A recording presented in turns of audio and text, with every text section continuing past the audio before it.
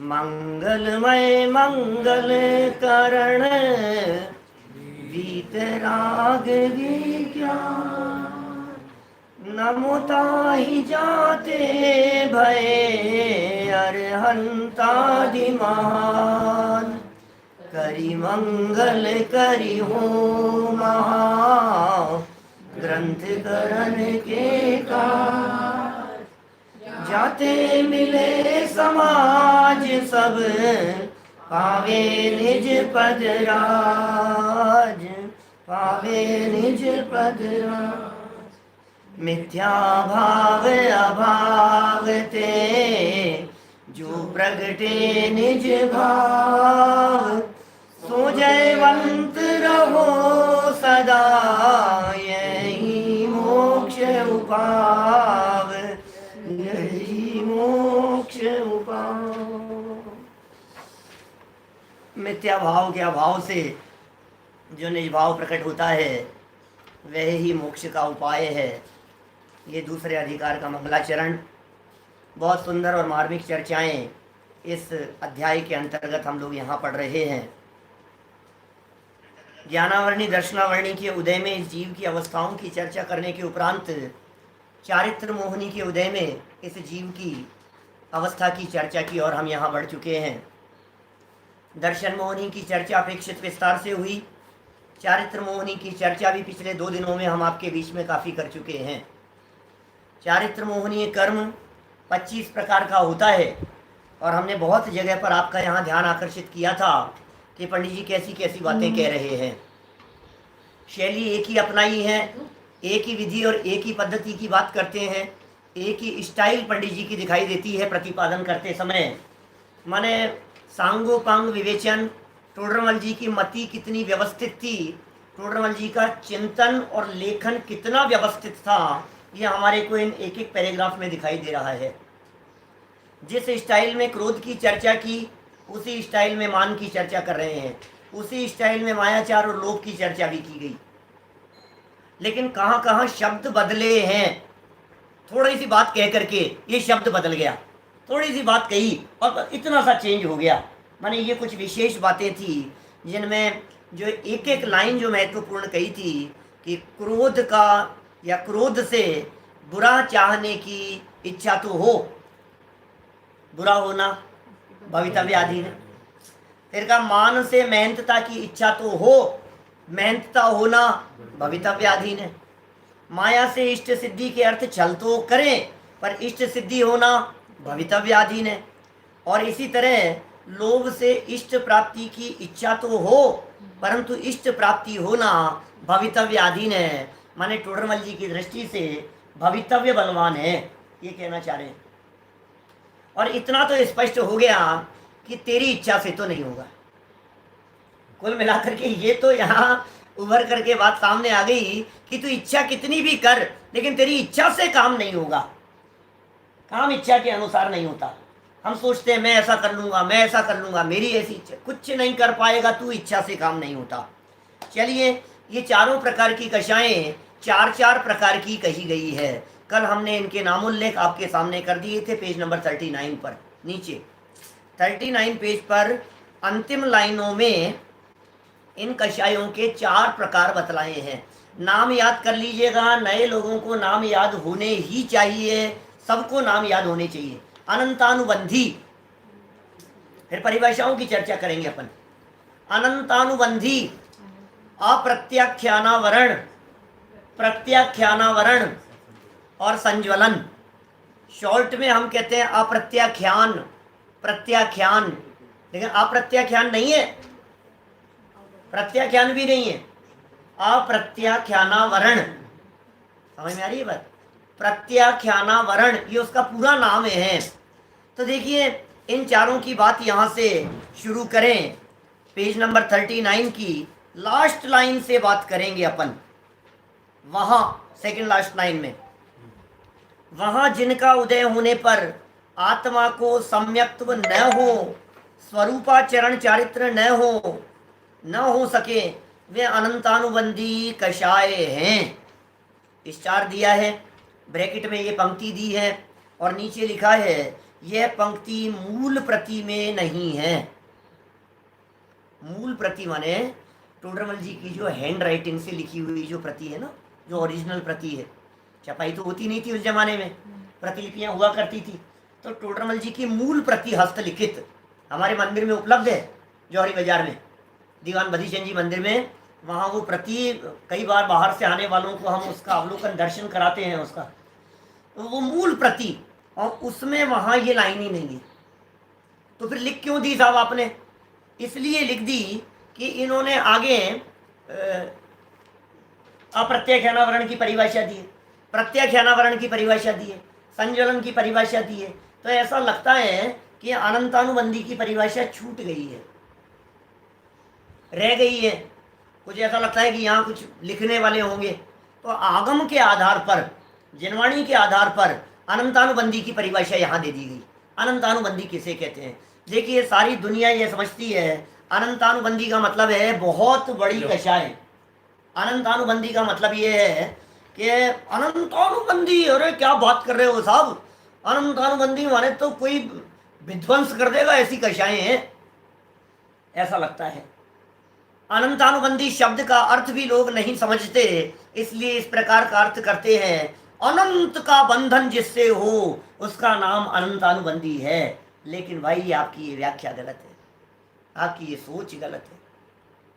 मैं आपसे कभी कभी पूछता हूँ, मुझे एक बात बतलाइए कि भाई अनंतानुबंधी माने अनंत का बंधन कर लिया ना इसने, अभी अनंतानुबंधी कषाय का बंधन किया, बराबर? तो आप कह रहे हैं अनंत का बंधन कर लिया, और अंतर मुहूर्त में उसने सम्यक दर्शन की प्राप्ति कर ली। तो बोलो अनंत के बंधन का क्या हुआ? तो कह रहे हो अनंत काल का बंधन कर लिया, अनंत संसार का बंधन कर लिया। कोई अनंत अनंत का बंधन नहीं है। अनंत शब्द का अर्थ होता है मिथ्यात्व। अनंत शब्द का अर्थ है मिथ्यात्व। मिथ्यात्व के पर्यायवाची शब्दों में अनंत शब्द दिया है।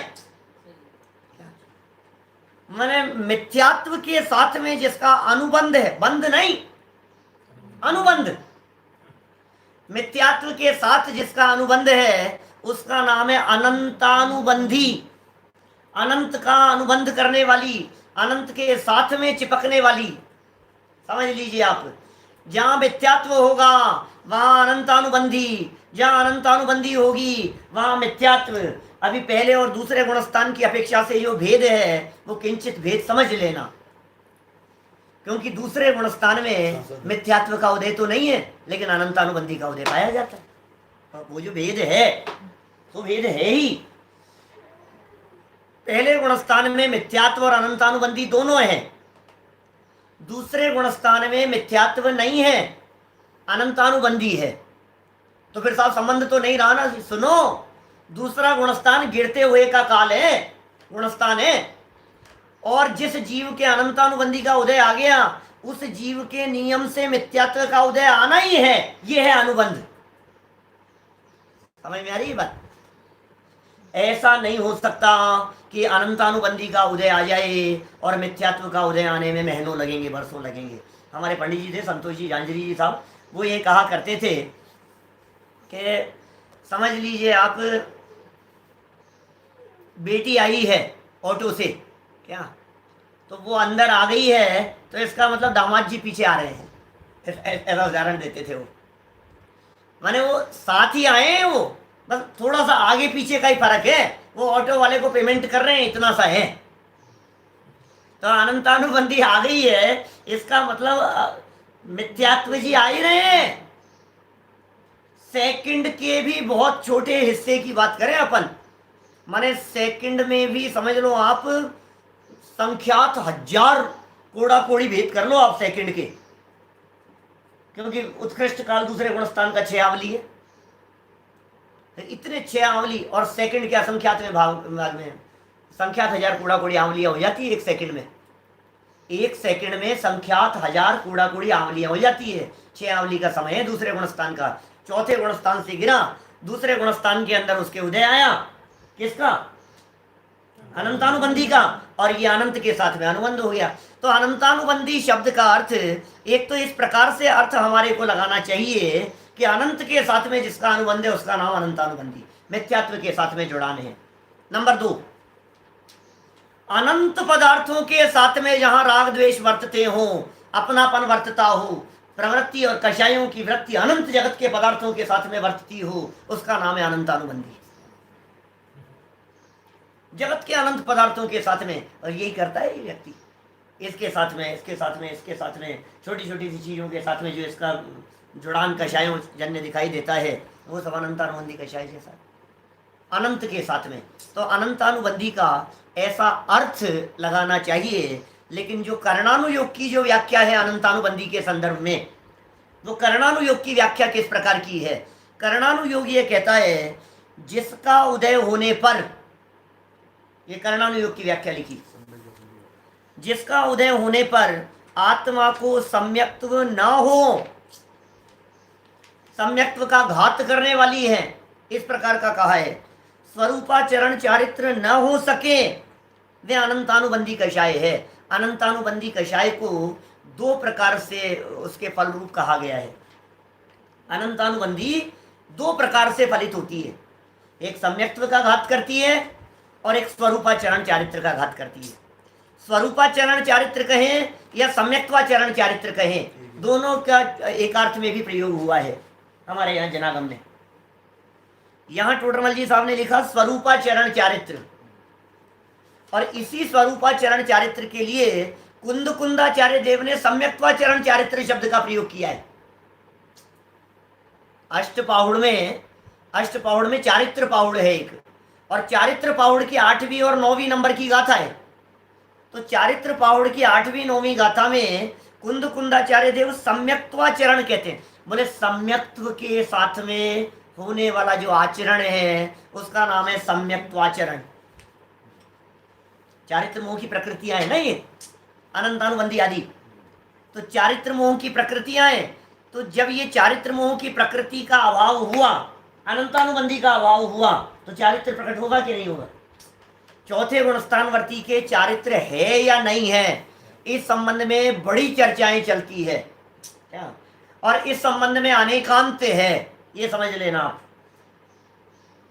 माने दोनों प्रकार की विवक्षाओं के कथन जनागम में आपको मिलेंगे। चौथे गुणस्थान में चारित्र की चर्चा एक तो यहाँ सिद्ध होती है, टोडरमल जी लिख रहे हैं यहाँ स्वरूपाचरण चारित्र है, कुंद कुंदाचार्य लिख रहे हैं सम्यक्त्वाचरण चारित्र है। तर्क और न्याय से यह बात सिद्ध होती है कि अनंतानुबंधी चारित्र का घात करती है, चारित्र मोहनी प्रकृति है, दर्शन मोहनी है, श्रद्धा का घात करती है। चारित्र मोहनी है, चारित्र का घात करती है, चारित्र प्रकट नहीं होने देती है। अनंतानुबंधी दर्शन मोह है, चारित्र मोह है, चारित्र मोह, चारित्र मोह के 25 भेद है ना, तो चारित्र मोह की प्रकृति है। बोले चारित्र मोह की प्रकृति की कुछ कमी हुई, निकल गई, तो चारित्र होगा कि नहीं होगा? चारित्र में शुद्धता आई, बोले इतना चारित्र है वहां। एक तो विवक्षा ये कही। दूसरी विवक्षा, चारित्र नहीं है चौथे गुणस्थान में, ये विवक्षा टोडरमल जी ने सिद्ध की आगे 9वें अध्याय में। वो कह रहे हैं चौथे गुणस्थानवर्ती के चारित्र नहीं होता, खुद कह रहे हैं। यहाँ टोडरमल जी कह रहे हैं चारित्र की चर्चा, स्वरूपाचरण चारित्र की बात कह रहे हैं, और वहां लिख रहे हैं कि चारित्र नहीं होता, ऐसी चर्चा की, चौथे वाले के चारित्र नहीं है, अभी वो अविरति है, अभी चारित्र नहीं है। इस तरह की चर्चाएं भी उठाई है। खैर दोनों प्रकार की बातें अपने को समझनी चाहिए। स्वरूपाचरण चारित्र का जो घात करे, सम्यक्त्वाचरण चारित्र का जो घात करे, उसका नाम है अनंतानुबंधी। घात करने के 2 अर्थ होते हैं, एक तो यदि हो और ये कषाय का उदय आवे तो वो नुकसान, मतलब गिर जाए, इसका नाम है घात होना, और प्रकट नहीं होने देने को भी घात करना कहते हैं। 2 बातें समझ में आ गई बात। नंबर 1, यदि सम्यक दर्शन है और अनंतानुबंधी का उदय आ गया तो क्या होगा?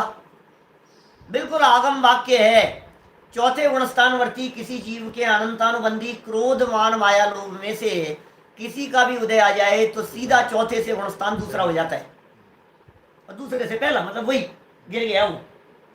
अनंतानुबंधी क्रोध मान माया लोभ में से किसी का भी उदय आ जाए सम्यक दृष्टि जीव के, तो वो सर्वघाती प्रकृति है ना, घात कर देती है।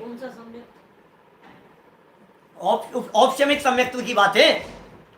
औपशमिक सम्यक दृष्टि जीव के ही इन अनंतानुबंधी आदि का उदय आएगा। औपशमिक सम्यक दृष्टि जीव ही गिरते समय दूसरे गुण स्थान में आता है। क्षयोपशम सम्यक दृष्टि जीव दूसरे गुण स्थान में नहीं आएगा। समझ में आ रही है बात? तो अभी यहाँ क्या कह रहे हैं भाई साहब, अनंतानुबंधी का उदय आया तो सम्यक्त्व का घात हो गया, नीचे आ गया। लेकिन दूसरी विवक्षा क्या, सम्यक दर्शन प्रकट ही नहीं होने दिया, इसका नाम भी घात करना है। स्वरूपाचरण चारित्र, इस स्वरूपाचरण चारित्र शब्द के प्रयोग भी कई जगह मिलेंगे आपको जनागम में। लोगों को ऐसा लगता है साहब आप चौथे गुणस्थान में स्वरूपाचरण चारित्र कह रहे हो, किसी को सम्यक्त्वाचरण कह दिया। हमने सम्यक्त्वाचरण का प्रमाण दिया आपको, कुंदाचार्य देव कह रहे हैं स्वरूपाचरण चारित्र शब्द का प्रयोग धवला पुस्तक 1 में किया है, पेज नंबर 165 पर, 165 नंबर पेज पर स्वरूपाचरण चारित्र शब्द का प्रयोग किया है। शेरडाला के अंदर ऊपर के गुण स्थानों के लिए किया गया है। अपने रत्नकरण श्रावकाचार्य में सदाशिव दास जी ने बहुत जगह पर किया है। पंडित गोपाल दास जी बरैया साहब ने जो जैन सिद्धांत प्रवेशिकाएं हैं उसमें चर्चा की है। स्वरूपाचरण चारित्र का तो प्रश्न उठा करके, शायद 222-223 नंबर का प्रश्न है, स्वरूपाचरण चारित्र किसे कहते हैं, प्रश्न ही उठा करके जवाब दिया है। तो आगम के ही वचन है और आगमानुसार यहाँ बात कही गई है। देखिए ये तो बात हुई अनंतानुबंधी के संदर्भ में। नंबर 2, मतलब में अनंतानुबंधी का तीव्र उदय हो तो मिथ्यात्व में सम्यक नहीं हो सकता, सम्यक्त्व नहीं हो सकता। अनंतानुबंधी का तीव्र उदय होगा तो सम्यक्त्व नहीं हो सकता। लेकिन इसको अनंतानुबंधी की तरफ से, क्योंकि काल भेद नहीं है, जब इस जीव को सम्यक्त्व नहीं है उस समय अनंतानुबंधी का उदय है। समझ में आ रही है? जब इस जीव को सम्यक्त्व नहीं है उस समय नियम से दर्शन मोहिनी कर्म का उदय है। ठीक है ना? और दूसरी चीज जिसको सम्यक दर्शन हो गया और फिर उसके अनंतानुबंधी के शायद तीव्र उदय चल रहा हो तो सम्यक दर्शन छूटेगा, छूट जाएगा। मैंने अनंतानुबंधी का उदय आते ही चौथे से नीचे गिर करके दूसरे में आ जाएगा और फिर मिथ्यात्व का उदय भी आ जाएगा तो पहले में आ जाएगा। तो ये बात तो हुई अनंतानुबंधी के संदर्भ में। दूसरी कषाय का नाम क्या कहा, अप्रत्याख्यानावरण। अप्रत्याख्यानावरण शब्दों का अर्थ देखना, अप्रत्याख्यानावरण कह करके क्या कहना चाह रहे हैं, अप्रत्याख्यानावरण। अप्रत्याख्यानावरण, प्रत्याख्यान कहते हैं त्याग को, प्रत्याख्यान और अ लगाया है और आवरण लगाया है। आपको मालूम है जिन शब्दों के पहले अ अक्षर का प्रयोग किया जाता है वो अ अक्षर अनेक अर्थों में प्रयोग होता है। कभी अभाव के अर्थ में प्रयुक्त होता है, कभी अल्पता के अर्थ में प्रयुक्त होता है, कभी अतिरिक्त के अर्थ में प्रयोग होता है। आप समझ में आ रही है बात? कभी तो अ अक्षर लगाएंगे तो हम ये कहेंगे इसका अभाव है, ये नहीं है, ऐसा नहीं होने के अर्थ में अ लगा दिया ना, इसका मतलब नहीं है। कभी अ अक्षर का प्रयोग करेंगे इसके अलावा और बातों को बतलाने के लिए। जैसे अकाल मृत्यु के प्रकरण में हम समझाते हैं कि काल के अलावा प्रयोग है वहां, काल लब्धि के अलावा, स्वभाव पुरुषार्थ निमित्त होनहार, काल लब्धि के अलावा उसका नाम है अकाल। जैसे अजीव, तो अजीव क्या है, जीव के अतिरिक्त जो भी हैं वो सब अजीव हैं, तो अतिरिक्त के अर्थ में। कहीं अ अक्षर का प्रयोग होता है अल्पता के अर्थ में, जैसे ज्ञान और अज्ञान। तो अज्ञान का अर्थ ज्ञान के अतिरिक्त नहीं होता, अज्ञान का अर्थ ज्ञान का अभाव नहीं होता, अज्ञान का अर्थ ज्ञान की अल्पता होता है। समझ में आ रही है बात? ज्ञान अज्ञान, जीव अजीव। तो यहाँ जो अ अक्षर का प्रयोग किया है अप्रत्याख्यानावरण के साथ में, ये अ अल्पता का सूचक है, अभाव का नहीं। ए माने अल्पता और प्रत्याख्यानावरण मतलब त्याग, तो अप्रत्याख्यानावरण मतलब अल्प त्याग, थोड़ा त्याग। और आवरण माने थोड़े त्याग के ऊपर भी जहां आवरण है उसका नाम है अप्रत्याख्यानावरण। इसका मतलब थोड़ा बहुत भी त्याग नहीं होने देवे वो है अप्रत्याख्यानावरण। माने देश चारित्र प्रकट न होने देवे उसका नाम है अप्रत्याख्यानावरण। बात समझ में आ रही है? बात कितनी सुंदर बात कह रहे हैं यहाँ देखो। जिनका उदय होने पर देश चारित्र नहीं होता, इसलिए किंचित त्याग भी नहीं हो सकता, वे अप्रत्याख्यानावरण कषाय हैं। अप्रत्याख्यानावरण का अर्थ समझ में आया? देश चारित्र नहीं हुआ, अणुव्रत अंगीकार नहीं हुए, अरे अप्रत्याख्यानावरण कषाय का तीव्र उदय जब इस जीव के आता है तो व्रत धारण करने का परिणाम नहीं आता। उधर से लगाओ, व्रत धारण करने का परिणाम अभी नहीं आ रहा है, इसका मतलब अप्रत्याख्यानावरण कषायों का उदय चल रहा है। जब हम अनंतानुबंधी कषाय कहें तो चारों समझना, जब हम अप्रत्याख्यानावरण कषाय कहें तो चारों समझना, जब प्रत्याख्यानावरण कषाय कहें तो चारों समझना, जब संज्वलन कषाय कहें तो चारों समझना। क्रोधमान माया लोभ, क्यों क्षयिक समय दृष्टि हो और संतुलन की बात करो तो चार कहाँ से होगी? संज्वलन का मतलब क्रोधमान माया लोभ चारों, ऐसा कह रहे हैं भाई। हाँ, आप कैसे समझ रहे हो? अनंतानुबंधी की बात कहें तो चारों का मतलब क्रोधमान माया लोभ चारों। समझ में आ रही है क्या बात? उन चारों की बात नहीं चल रही है अनंतानुबंधी या प्रत्याख्यान वगैरह की। अनंतानुबंधी की चर्चा चल रही है। अनंतानुबंधी कषाय कहा तो अनंतानुबंधी क्रोध, अनंतानुबंधी मान, अनंतानुबंधी माया, अनंतानुबंधी लोभ, ये चारों को एक साथ समझो।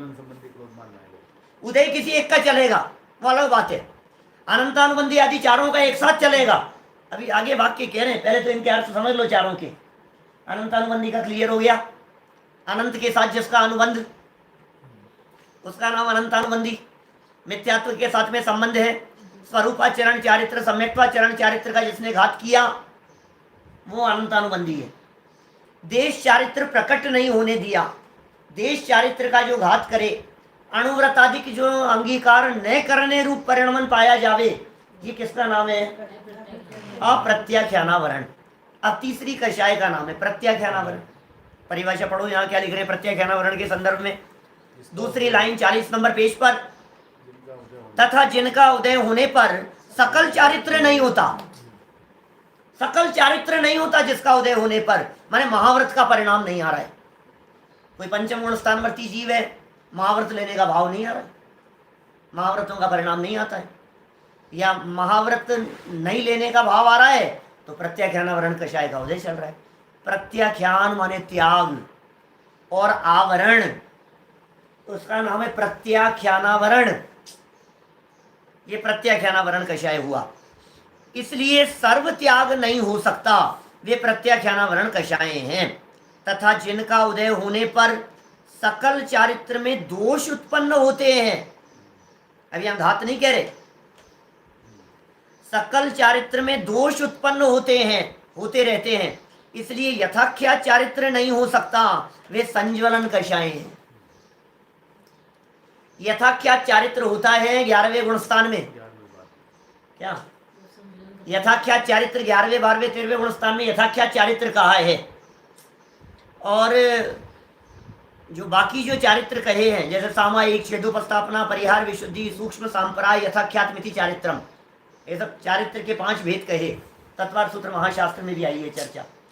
तो यथाख्यात चारित्र है 11वें गुणस्थान में, इसका मतलब 10वें गुणस्थान तक संज्वलन कषाय कुछ न कुछ मलिनता उत्पन्न कर रही है, कुछ न कुछ दोष उत्पन्न कर रही है, कुछ न कुछ चंचलता और विचलितपना उत्पन्न कर रही है। देखिए 6ठे 7वें गुणस्थानवर्ती मुनिराजों के अनंतानुबंधी नहीं है, अप्रत्याख्यानावरण नहीं है, प्रत्याख्यानावरण नहीं है।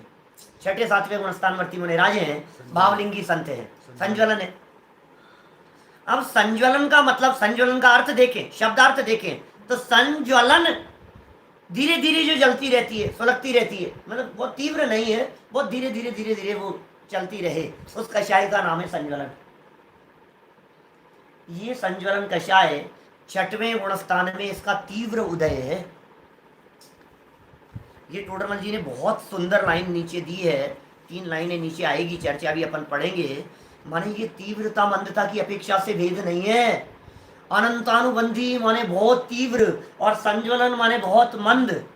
कोई व्यक्ति ऐसा समझ लेवे कि जब कोई व्यक्ति बहुत तेज गुस्सा कर रहा है तो अनंतानुबंधी होगा, और जब कोई व्यक्ति बहुत मंद कषाय रूप प्रवर्तन कर रहा है तो संज्वलन होगा। ऐसी गलत फहमी में मत रहना।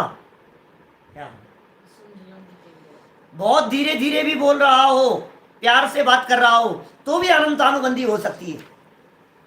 कषायों की तीव्रता और मंदता के आधार पर जो भेद पड़ते हैं उन्हें लेश्या कह करके पुकारा है। अभी कर रहे हैं अपन यहाँ चर्चा, क्या कहना चाहते हैं देखिए आप पंडित जी। कुछ विशेष बातें हैं यहाँ, कुछ अलग हटके बातें हैं। देखिए संज्वलन हो गई, छठे गुणस्थान की बात कर रहे थे हम। तो छठे गुणस्थान में संज्वलन का तीव्र उदय है, सातवें गुणस्थान में संज्वलन का मंद उदय है, आठवें गुणस्थान में संज्वलन का मंद तर उदय है, नौवें गुणस्थान में संज्वलन का मंद तम उदय है। 4 गुणस्थान हो गए। संज्वलन का तीव्र, फिर मंद तर, फिर मंद तम। छठा गुणस्थान, 7वां गुणस्थान, 8वां गुणस्थान, 9वां गुणस्थान, और 10वें गुणस्थान में संज्वलन के लोभ मात्र का उदय। सूक्ष्म लोभ, सूक्ष्म सांपराय, और 10वें गुणस्थान का नाम है। माने वहां संज्वलन क्रोध भी नहीं है, संज्वलन मान भी नहीं है, संज्वलन माया भी नहीं है, संज्वलन लोभ मात्र है, सूक्ष्म लोभ उस 10वें गुणस्थान में। इसका मतलब संज्वलन के कितने प्रकार बन गए। देखिए क्या कह रहे हैं, अनादि संसार अवस्था में इन चारों ही का निरंतर उदय पाया जाता है। समझ में आ रही है बात?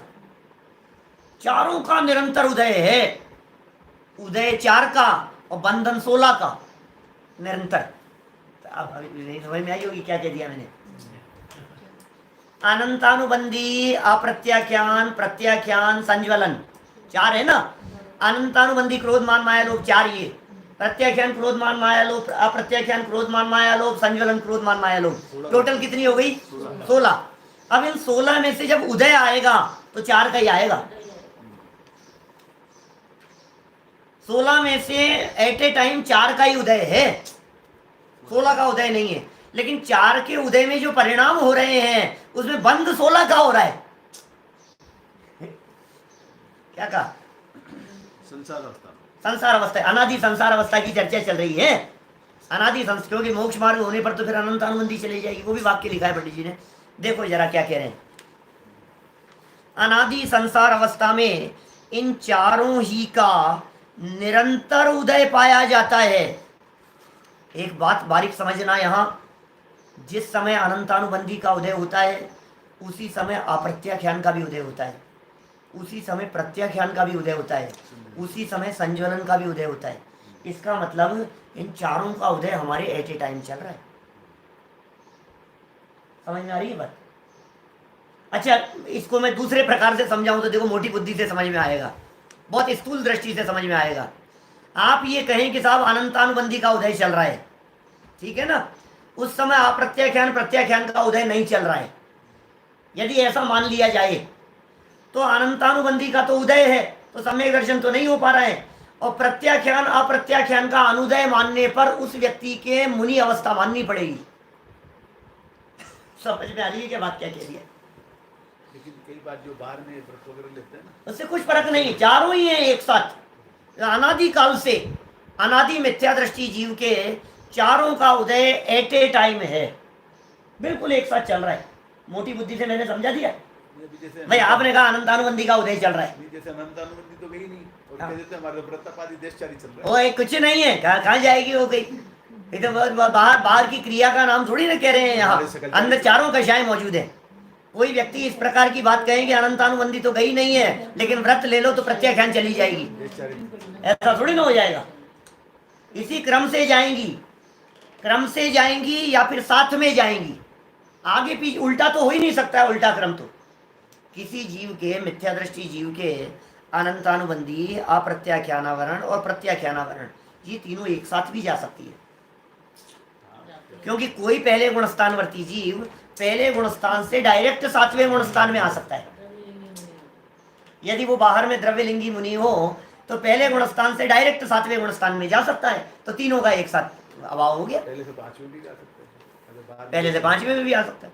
देखो यहाँ क्या कह रहे हैं, बारीक बात ध्यान देने योग्य यह है कि अनंतानुबंधी का उदय चल रहा है, उस समय अप्रत्याख्यान का भी चल रहा है, उसी समय प्रत्याख्यान का भी चल रहा है, उसी समय संज्वलन का भी चल रहा है।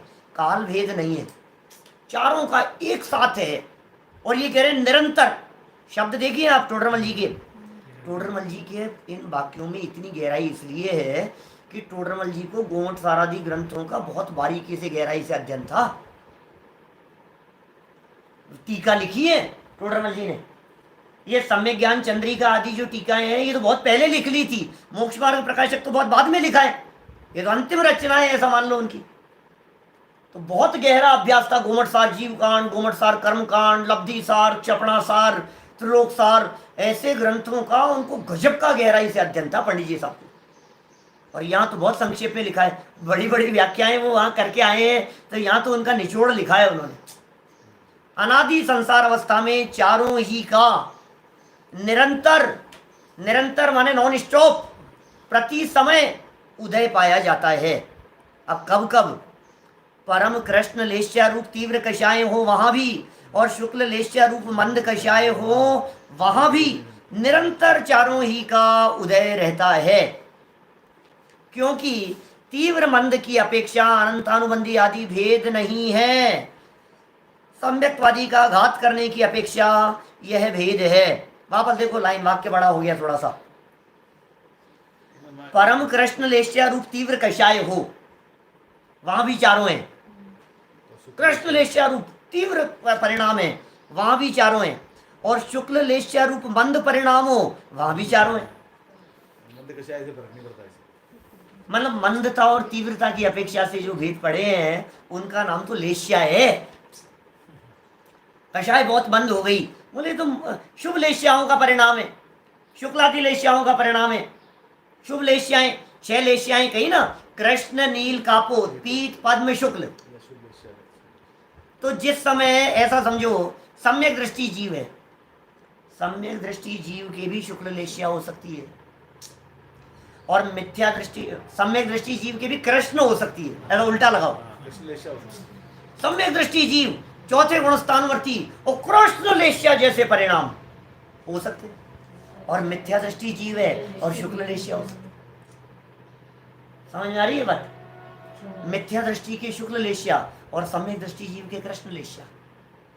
पहले से चौथे गुणस्थान तक 6 लेश्याएं कही है। 5वें, 6ठे और 7वें गुणस्थान में अशुभ लेश्याएं नहीं कही है, शुभ लेश्याएं कही है। पंचम गुणस्थानवर्ती है जो जीव, 6ठे गुणस्थानवर्ती है, 7वें गुणस्थानवर्ती जीव है। तो 5वें, 6ठे और 7वें गुणस्थान में वहां कृष्ण लेश्या नहीं है, नील नहीं है, कापोत लेश्या नहीं है, पीत पद्म शुक्ल लेश्या के परिणाम है। और 8वें गुणस्थान से ऊपर की बात करो तो संज्वलन तो है, लेकिन अकेले शुक्ल लेश्या के परिणाम है। स्वर्ग में 3 लेश्या होती है, 6 होती है। स्वर्ग में 3 लेश्याएं कही है, उपचार से भवनत्रिक के अंदर कही गई है। वो विग्रह गति के काल की अपेक्षा से, जब तक पर्याप्त तक नहीं हो उस अपेक्षा से वहां बात कही है। तो सब बहुत उज्जवल परिणामी होते हैं सब। कितनी बारीक बात यहाँ कह रहे हैं, देखिए आप। तीव्र परिणाम हो कषायों के, उसके बावजूद भी चारों हैं। कषायों के मंद परिणाम है, उसके बावजूद भी चारों हैं। इसका मतलब तीव्र का नाम अनंतानुबंधी और मंद का नाम संज्वलन। ऐसी गलतफहमी नहीं हो पाए। अनंतानुबंधी में ही तीव्रता मंदता और संज्वलन में भी तीव्रता मंदता, ऐसी स्थितियां बनती है। और उदय चारों का एक साथ चल रहा है। लेश्या तो समझते हैं ना, लेश्या के लिए वो पेड़ का उदाहरण देकर के कहा जाता है, वृक्ष का उदाहरण लेकर के नहीं। नरक में 3 अशुभ है, नरक में कृष्ण, नील और कापोत, बस ये 3 ही लेश्याएं पाई जाएगी। और उसमें भी अलग अलग विभाजन है, ऊपर भी स्वर्गों के अंदर अलग अलग विभाजन है। पीत पद्म शुक्ल लेश्या द्वित्री शेषेशु, ये सब तत्पर सूत्र के सूत्र हैं, उनकी व्याख्याएं अभी करने की यहाँ विवक्षा नहीं है ना। ऊपर ऊपर के स्वर्गों में जैसे जैसे ऊपर चला जाता है वैसे वैसे परिणाम निर्मल होते चले जाते हैं। लेश्याओं के परिणामों की अपेक्षा से विशुद्धि होती चली जाती है। ग्रेवेकों के अंदर चला गया, नियम से शुक्ल लेश्या है, नियम से शुक्ल लेश्या है और मिथ्या दृष्टि है, तो क्या हो गया? कौन सा न्याल कर लिया उसमें? देखिए आप, पेड़ का उदाहरण मतलब चलो सुन लो, 2 मिनट फटाफट सुन लो, फिर इस बात को अपन पूरी करेंगे। यहाँ देखिए 6 मित्र थे, ऐसा उदाहरण मिलता है, और वे 6 मित्र जंगल क्रॉस कर रहे थे। रूपक बना दिया इस तरह। 6 मित्र जंगल क्रॉस कर रहे थे, रास्ते में जाते जाते उन्हें भूख लगी और उन्होंने इधर उधर कुछ देखना चालू किया कि क्या करें, तो उन्हें एक आम का पेड़ दिखाई दिया। तो अब 6 व्यक्तियों के 6 तरह के परिणाम, बहुत स्थूल दृष्टि से कहा है, इन लेशियाओं की खूब चर्चा की है भाव दीपिका में, लेशियाओं के परिणामों की दृष्टि से अलग अलग। तो अभी यहाँ क्या कहा, 6 लोग हैं। सबसे पहला कृष्ण लेशिया वाला ये कहता है, अरे तुम यहीं खड़े रहो, देखो मैं अभी करता हूं। और एक कुल्हाड़ी लेकर के और मानो उसको जड़ से उखाड़ देने की बात, नीचे से ही काट देने की बात, अभी पेड़ को गिरा देता हूं, तुम क्यों चिंता कर। इतना परिणामों की तीव्रता, ये है कृष्ण लेशिया का परिणाम। नील लेशिया वाला वो थोड़ा कहता है कि नहीं, इतना बड़ा बहुत भारी काम है, ये थोड़ा सा बड़ी शाखा को तोड़ने की काम करता है। कृष्ण नील और कापोत लेशिया वाला जो तीसरे प्रकार की लेशिया है, अशुभ का तीसरा प्रकार, वो व्यक्ति क्या कहता है, एक छोटी शाखा को तोड़ने की बात करता है। माने कृष्ण नील कापोत इन तीनों मूर्खों की दृष्टि पर तो आम पर है ही नहीं। समझ में आ रही है बात? तीनों की डाली पे आम पे ही दृष्टि नहीं है इन तीनों की। तो कृष्ण नील कापोत। अब पीत लेशिया वाला वो कहता है कि नहीं नहीं, यह आम का झुंड दिखाई दे रहा है, इसको तोड़ लो। पीत लेशिया वाला। पद्म लेशिया वाला ये कहता है कि पूरे झुंड को तोड़ करके क्या करोगे, पके पके तोड़ लो।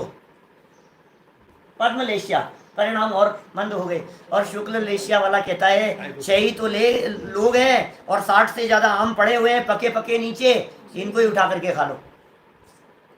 तो ये परिणामों की अपेक्षा से, मंदता तीव्रता की अपेक्षा से इस प्रकार की चर्चाएं की है। शास्त्रों में बहुत उदाहरणों से इनकी चर्चाएं व्याख्या विस्तार से मिलेगी। तो तीव्रता मंदता के आधार पर जो भेद पड़े उनका नाम लेशिया। अनंतानुबंधी आदि जो भेद पड़े हैं ये तीव्रता मंदता की अपेक्षा से नहीं है। मार्मिक बिंदु एक और आया कि अनादि संसार अवस्था में चारों का निरंतर उदय पाया जाता है। अनादि संसार अवस्था में देखिए, तो फिर साहब अनंतानुबंधी आदि भेद किसकी अपेक्षा से है? तो कहा तीव्र मंद की अपेक्षा अनंतानुबंधी आदि भेद नहीं है, सम्यक्तवादी का घात करने की अपेक्षा ये भेद है। नए लोगों को थोड़ा भारी पड़ रहा होगा, लेकिन शब्द बार बार सुनेंगे तो समझ में आएंगे, कठिन नहीं है, सरल है। इन्हीं प्रकृतियों का तीव्र अनुभाग उदय होने पर, अनंतानुबंधी आदि का तीव्र अनुभाग उदय होने पर तीव्र क्रोधादिक होते हैं, और अनंतानुबंधी आदि चारों का इनका मंद उदय होने पर मंद होते। तो मंद रूप परिणाम हुए और तीव्र रूप परिणाम हुए, तो जैसी स्थिति हो वैसा जान लेना। देखिए, तथा मोक्ष मार्ग होने पर, आगे क्या बात कह रहे हैं, तथा मोक्ष मार्ग होने पर इन चारों में से 3, 2, 1 का उदय होता है, फिर चारों का अभाव हो जाता है। बराबर? मोक्ष मार्ग हो तो चारों नहीं होगी। अनादि मिथ्या दृष्टि जीव के तो अनंतानुबंधी आदि चारों थी, फिर मोक्ष मार्ग हुआ, माने चौथा गुणस्थान हुआ तो उसके 3 है, पंचम गुणस्थान हुआ तो उसके 2 है, छठा 7वां गुणस्थान हुआ तो उसके 1 है। और फिर उसके बाद छठे 7वें गुणस्थान से जैसे जैसे ऊपर चढ़े गुणस्थान वैसे वैसे क्या होगा, उनका अभाव होता चला गया और सबका अभाव हो गया, चारों का अभाव हो जाता है, फिर चारों का अभाव हो जाता है। अभी और गजब की बात, तथा क्रोधादिक चारों कषायों में से एक काल में एक ही का उदय होता है। इसका मतलब जब क्रोध का उदय होगा तब मान का नहीं होगा, जब मान का होगा तो मायाचार लोभ का उदय नहीं होगा। थोड़ी बारीक बात समझना, उपयोग को एकाग्र करके समझने की चेष्टा करना। वहां तो कहा था चारों हैं, अनंतानुबंधी क्रोध मान माया लोभ, ये चारों नहीं, अनंतानुबंधी अप्रत्याख्यान प्रत्याख्यान संज्वलन चारों हैं, चारों का निरंतर उदय है। और यहाँ कह रहे हैं कि क्रोध होगा तो मान नहीं होगा। इसका मतलब जब क्रोध का उदय होता है तो चारों प्रकार के क्रोध का ही उदय होता है। पॉइंट समझ में आया? प्रत्याख्यान प्रत्याख्यान से मिलने भी होता है, सबका होता है। जब मान का उदय आया इस जीव के तो अकेला अनंतानुबंधी मान नहीं है, अनंतानुबंधी या प्रत्याख्यान प्रत्याख्यान संज्वलन मान, चारों प्रकार के मान का ही उदय होगा, चारों प्रकार की माया का ही उदय होगा, चारों प्रकार के लोभ का ही उदय होगा। तो क्रोध मान माया लोभ में से तो एक समय में एक हो गया, क्रोध मान माया लोभ में से तो एक समय में एक हो गया, और उन चारों में से चारों हैं। ये बात अनादि मिथ्या दृष्टि की अपेक्षा से समझना चाहिए। फिर यथा योग्य ऊपर के गुणस्थानों में जैसा भी हो वैसी बात समझ लेनी चाहिए। क्या समझ में आ रही है बात? भाई ये तो गोमटसार आदि ग्रंथों में, धवलादि ग्रंथों के अंदर, कषाय पौड़ आदि ग्रंथों में बहुत विस्तार से इन सब बातों की व्याख्याएं की है। महाधवला में बहुत विस्तार है। मैंने आपको एक दिन कहा था, जो महाधवला है, महाधवला के 7 भाग हैं, 800 1000 पेज के, 700 800 पेज के 7 भाग। इसका मतलब करीब 5-6 हजार पेज हैं। 5000 पेज मान लो, मोटा मोटा 5-6 हजार पेज। उन 5-6 हजार पेजों में अनंतानुबंधी, अप्रत्याख्यानावरण, प्रत्याख्यानावरण, संज्वलन, इन कषायों की चर्चा प्रकृति बंध, प्रदेश बंध, स्थिति बंध, अनुभाग बंधों के रूप में की है। ये 4 प्रकार की बंधों की जैसे चर्चा। मान लो एक समय में क्रोध आया, हाँ, तो वो एक समय के क्रोध में चारों प्रकार की क्वालिटी, एक समय के क्रोध में 4 प्रकार हैं। हाँ, जिसके अनंतानुबंधी है उसके संज्वलन भी इस प्रकार कार्य करती है जैसे अनंतानुबंधी जैसी तीव्रता हो। समझ में आ रही है बात? क्योंकि संज्वलन कषाय में भी सर्वघाती स्पर्धक है, देशघाती प्रकृति है और सर्वघाती स्पर्धक भी है। तो अनंतानुबंधी के साथ में जब उदय आएगा तो उतनी तीव्रता के साथ में उदय आएगा, उतना तीव्र रूप से फलित होती हुई दिखाई देती है। तो कठिन हो रही है बात थोड़ी सी, चारों की क्या आप भूल जाओ मत बिना मतलब की बात में, समझ में नहीं आ रही ये बात यहाँ। और समय भी 3 मिनट बचा है, मैं 3 मिनट में 3 लाइनें पूरी कर दूं। चारों का उदय है, ये मूल बात है। एक साथ है चारों का उदय, एट ए टाइम है, निरंतर उदय है। और इतना और स्पष्ट कर दिया, क्रोध भी चारों होगा, मान होगा तो चारों होगा। मैंने अब मिथ्या दृष्टि जीवों की बात करो सबकी, तो किसी के मायाचार का परिणाम चल रहा है तो चारों चल रहा होगा, बराबर। अभी देखो क्या कह रहे हैं, ये कह रहे हैं क्रोधादिक चारों कषायों में से, इसका मतलब क्रोध, मान, माया, लोभ, इन चारों में से एक काल में एक ही का उदय होता है। इन चारों में से एक में एक ही का होगा। इन कषायों के परस्पर कारण कार्यपना है। समझ में आ रही है बात? क्रोध से मानाधिक हो जाते हैं, मान से क्रोधाधिक हो जाते हैं। इसलिए किसी काल में भिन्नता भाषित होती है और किसी काल में भाषित नहीं होती।